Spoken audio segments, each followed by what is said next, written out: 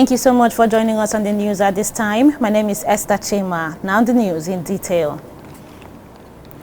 Abia State chapter of the Nigerian Labour Congress NLC says it rejected the state government's offer of new minimum wage because it fell short of the 70,000 naira threshold established by the organized labor and the federal government.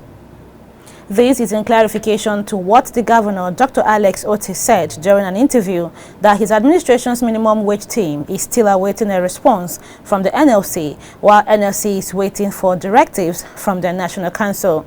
Abia State chapter of the NLC, Okoro Naya, in an interview said that the government team proposed an amount below the approved 70,000 naira minimum wage, which was subsequently rejected by the NLC.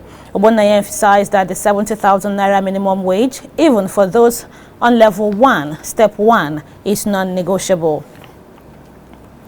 Abia State government has announced the extension of the resumption date for schools from September 16 to September 23, 2024. The decision was made in observance of the Muslim Eid al-Maulud celebration.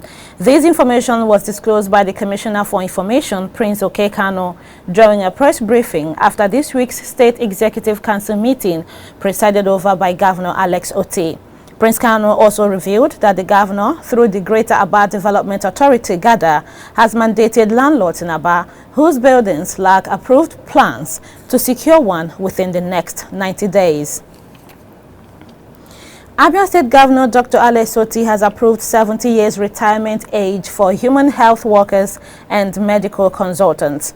The approval, which was announced through a circular dated 6th September 2024 and signed by the head of service, Dr. Mrs. N. Obioma, stated that it is aimed at addressing the shortage of human health workers, which has denied most Abians easy access to medical attention.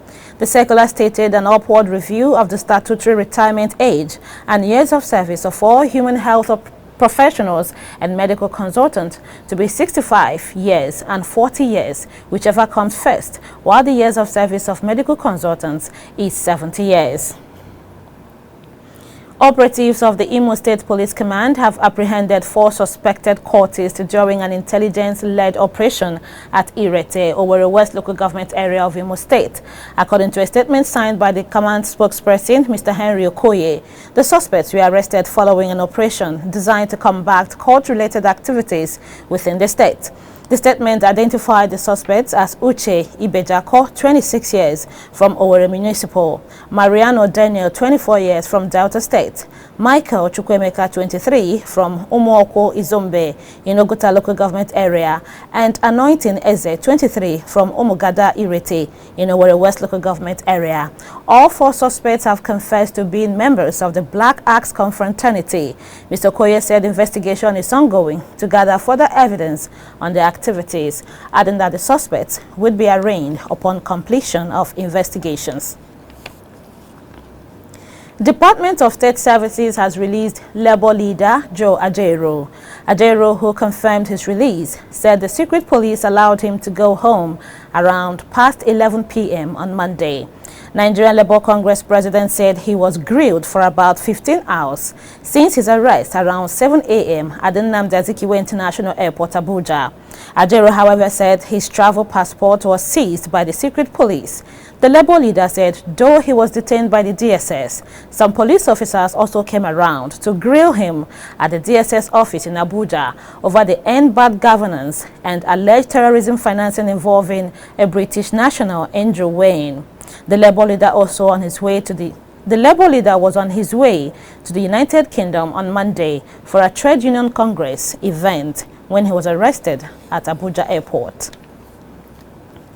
Earlier, head of information at the Nigerian Labour Congress, Benson Opa, fingered the National Security Advisor in the arrest of its president, Joe Ajaero, at the Nnamdi Azikiwe International Airport, Abuja. Benson Opa also raised alarm that the NLC is not the only target of the security operatives in its bid to silence hungry citizens. In response to the arrest, Trade Union Congress TUC also condemned the arrest of the president of the Nigerian Labour Congress NLC, Joe Ajaero. In a statement signed by its president Festus Osifo, the TUC said the arrest of the NLC president is unjust action that represents a clear violation of the rights to freedom of association and expression, fundamental pillars in any democratic society. The main opposition People's Democratic Party (PDP) has disclosed that they know the sponsors of the End Bad Governance protest that rocked the country in August.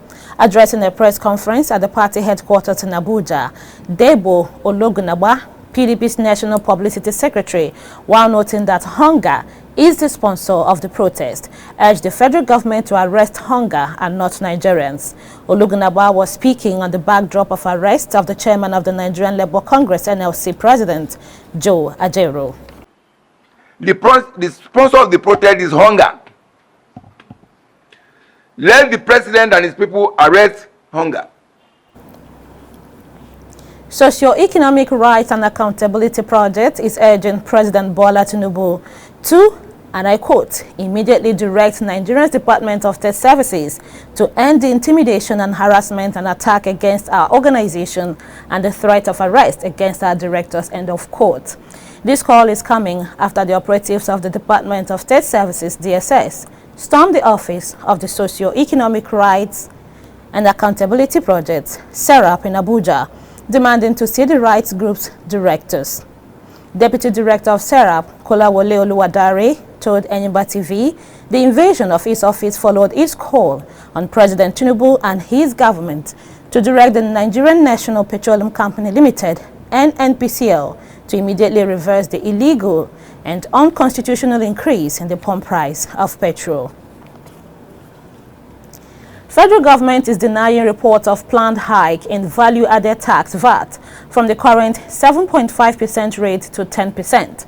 The rebuttal was made by the Minister of Finance and Coordinating Minister of the Economy, Mr. Wale Edun, who stated that there is no such proposal under consideration. The chairman of the Presidential Committee on Fiscal Policy and Tax Reforms, Taiwo Yedele, had, during a recent television interview, revealed that his committee had proposed a 2.5% increase in VAT from 7.5% to 10% by 2025, subject to the approval of the National Assembly. The minister's rebuttal followed Sunday's reaction by former Vice President Atiku Abubakar over other individuals and groups condemning any move to increase VAT.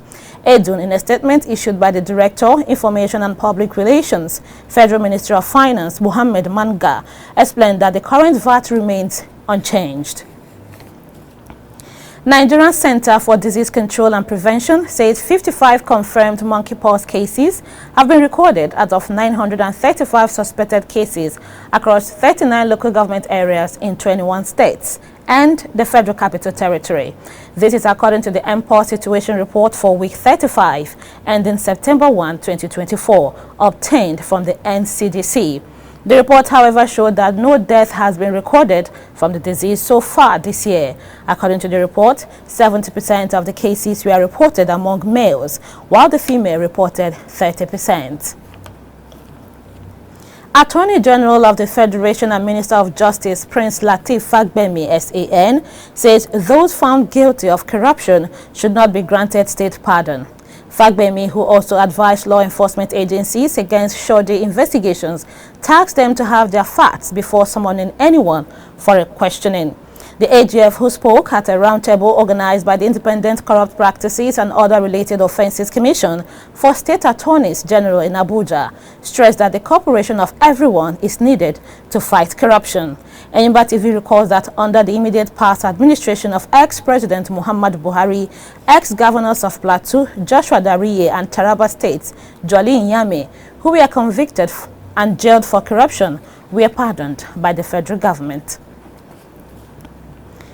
Muda Yu says the Nigerian National Petroleum Company Limited has exhibited lack of enthusiasm about the Dangote refinery. Yusuf, who is the Chief Executive Officer of Center for Promotion of Private Enterprise, described the development as worrisome. He stated this in a Monitor television interview.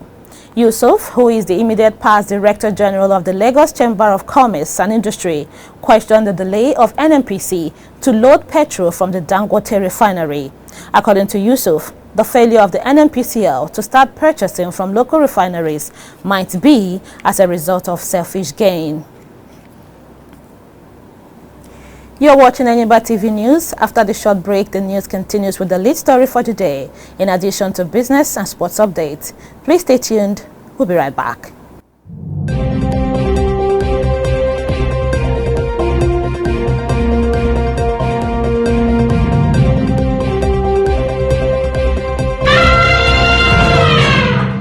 Welcome back and thank you for being there. Now the lead story.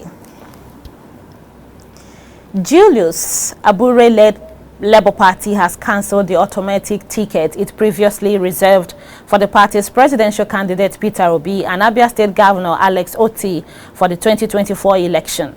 This was made known in the resolution of the Abure faction of the party after its National Executive Council meeting held in Abuja. However, in a communique signed by Abure and National Secretary Omar Ibrahim, the NEC nullified the decision taken at the stakeholders meeting convened by Otti in Umuahia. The party said that it has thrown open all its tickets from the presidency to the House of Assemblies to all qualified Nigerians, while calling on the chairman of INEC, Professor Mahmoud Yakubu, to stop aiding and abetting the governor of Abia State, Alex Otti, to further cause damage to the party. And now to the business scene. Oil marketers are concerned about the delay in announcing the price of premium motor spirit, popularly called petrol, being produced by the Dangote Petroleum Refinery, as they noted that the landing cost of imported PMS is now about 1,120 naira per litre. Dealers stated that a high petrol price from the Dangote refinery would lead to the importation of the commodity by marketers, since the government has opened up the market for competition. National President of the Independent Petroleum Marketers Association of Nigeria, Abubakar Mangadi, stated that IPMAN is speaking with its partners abroad while awaiting Dangote petrol price, but noted that a high cost from Dangote would lead to massive PMS importation. And now sports. Rwanda will seek to get their first win over Nigeria during their 2025 African Cup of Nations qualifying Group D Match Day 2 clash at the Amahoro National Stadium today. The Super Eagles started the series on a bright note by beating the Republic of Benin 3-0 at the Gatswell Akpabio International Stadium in Uyo on Saturday. Rwanda have only appeared in the AFCON once in their history, in Tunisia in 2004, when they failed to progress beyond the group stage, recording a win, draw and loss. To get their qualifier campaign back on track, the Wasps will hope to beat Nigeria, whom they have never beaten in their last 5 outings, suffering 2 defeats and drawing the remaining 3. Significantly, today's match will be a test of character for Nigeria, who have been fairly poor on the road in the recent times. And with that sports story, we wrap up this edition of the news on the Enyimba TV at this time. But before we go, here is a quick recap of the top stories. Abia State government extends school resumption date from September 16 to September 23rd. Labour Party withdraws automatic ticket for Obi and Otti. DSS releases NLC President Ajero on bail, seizes passport. Now that's our package of the news for now. Please join us for more updates on our subsequent bulletins. Meanwhile, don't forget to subscribe to this channel on YouTube. Click on the notification bell to receive alerts when new videos are uploaded. On behalf of the production crew, my name is Esther Chima, thanking you for watching. Have for yourself a wonderful day.